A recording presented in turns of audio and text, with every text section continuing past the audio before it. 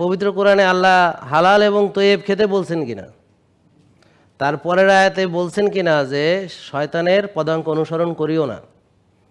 তাইলে মানে কি বলেন বাবা, মানে কি? মানে খবিশ খাবার খাওয়া আর শয়তানের পদাঙ্ক অনুসরণ করা সমর্থক,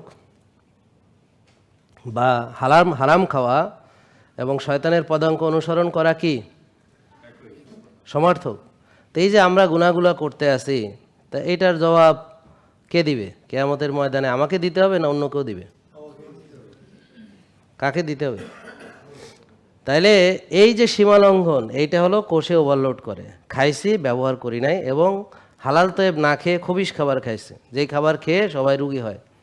আর কল্যাণ খাবার খেয়ে রুগী হয় না। রাসূল সাল্লাল্লাহু আলাইহি ওয়াসাল্লাম কল্যাণ খাবার খেতেন, তিনি নিকৃষ্ট খেতেন না।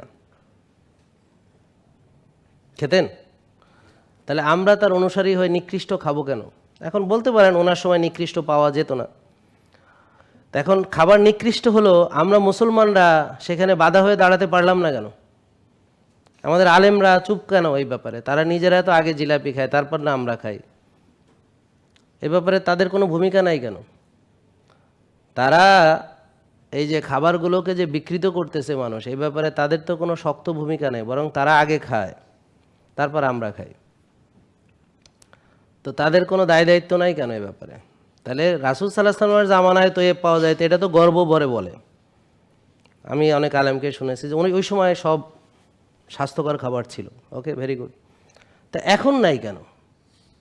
নাকি এখন মুসলমান নাই, নাকি এখন আল্লাহর বান্দারা নাই, নাকি রাসূল সাল্লাল্লাহু উম্মতরা এখন নাই, নাকি কোরআনের ধারক বাহকরা, কোরআনের রক্ষাকারীরা এখন নাই? কোনটা?